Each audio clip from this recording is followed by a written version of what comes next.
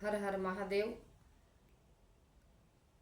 शिव भोले भंडारी गौरापति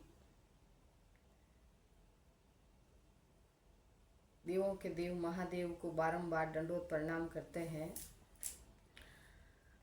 आइए आज आपको शिव पुराण की कथा सुनाते हैं। आप ध्यान पूर्वक कथा सुनिए, क्योंकि श्रावण महीना का कुछ महत्व भी अलग है। इस श्रावण महीने भगवान शिव बहुत प्रसन्न रहते हैं और अपने भक्तों पर बहुत दया करते हैं। तो शिव जी की कथा सुने। शौनक जी ने कहा सूत जी को कि हे सूत जी, मैं आज आपको ये कथा सुनाता हूँ, आप ध्यान पूर्वक सुनिए।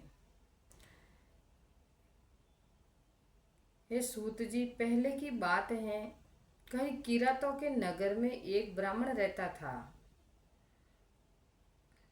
जो ज्ञान में अत्यंत दुर्बल, दरिद्र, रस बेचने वाला तथा वैदिक धर्म से विमुख था।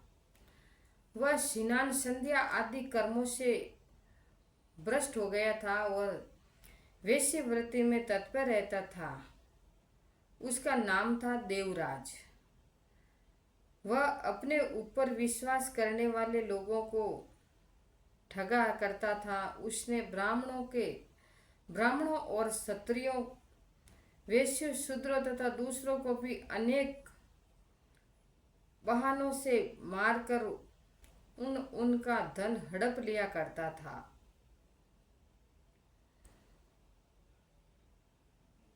कभी धर्म के काम में नहीं लगा था,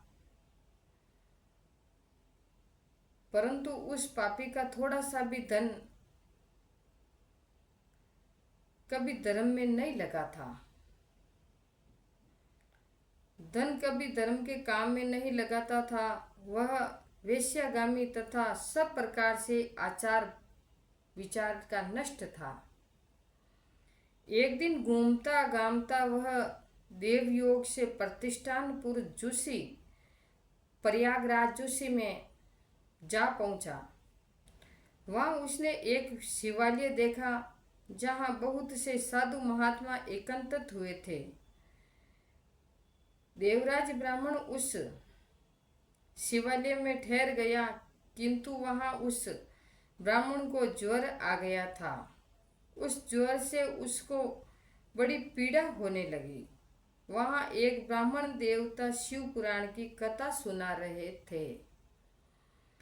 ज्वर में पड़ा हुआ देवराज ब्राह्मण के मुखारविंद से निकली हुई उस शिव कथा को निरंतर सुनता रहा।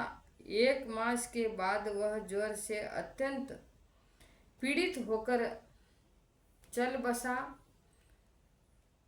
यमराज के दूत आए और उसे पासों से बांधकर बलपूर्वक यमपुरी में ले गए।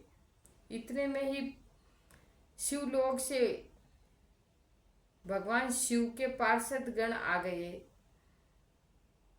उनके गौर अंग कपूर के समान उज्जवल थे, हाथ त्रिशूल से सुशोभित हो रहे थे।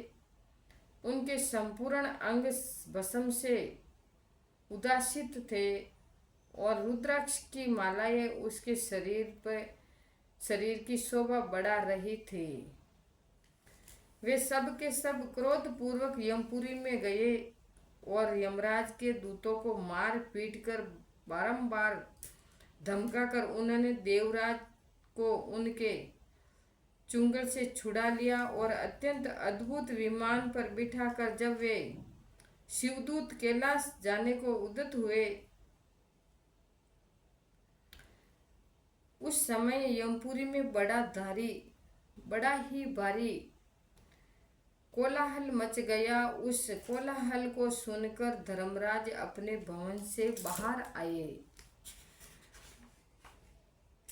साक्षात दूसरे रुद्रों के समान प्रतीत होने वाले उन चारों दूतों को देखकर धर्मज्ञ धर्मराज ने उनका विधि पूर्वक पूजन किया और ज्ञान दृष्टि से देखकर सारा वृत्तांत जान लिया। उन्होंने भय के कारण भगवान शिव के उन महात्मा दूतों से कोई बात नहीं पूछी, उल्टे उन सब की पूजा एवं प्रार्थना की।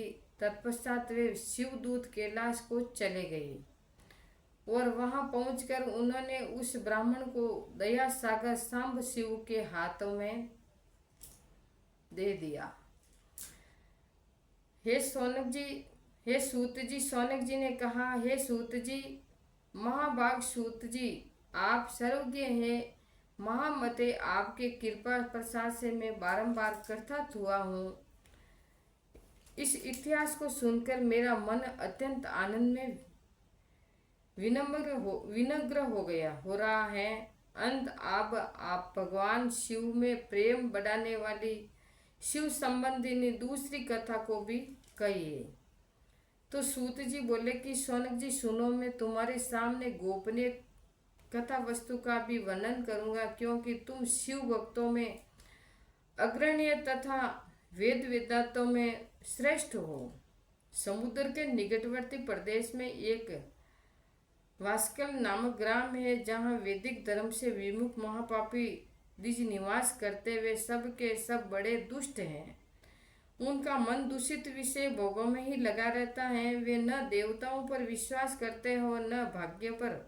वे सभी कुटिल बुद्धि वाले किसानी करते और भांति भांति के घातक अस्त्र शस्त्र रखते हैं। वे व्यभिचारी और खल हैं। ज्ञान वैराग्य तथा सद्मर्म का सेवन ही मनुष्य के लिए परम पुरुषार्थ है, इस बात को वे बिल्कुल नहीं जानते हैं। वे सभी पशु बुद्धि वाले हैं। जहाँ के द्विज ऐसे हो, वहाँ के अन्य वर्णों के विषय में तो कहना ही क्या है। अन्य वर्णों के लोग भी उन्हीं की भांति कुत्सित विचार करने वाले हैं, स्वधर्म विमुख एवं खल हैं। वे सदा कुकर्म में लगे रहते हैं और नित्य विषय भोगों में ही डूबे रहते हैं। वहाँ की सब स्त्रियां भी कुटिल स्वभाव वाली थी, स्वेच्छाचारिणी, पापसक्त, कुत्सित विचार वाली और व्यभिचारिणी हैं। वे सद्व्यवहार तथा सदाचार से सरलता शून्य है। इसी प्रकार वहाँ दुष्टों का ही निवास है। उस वासलक नामक ग्राम में किसी एक ब्राह्मण रहता है। उस ब्राह्मण का नाम है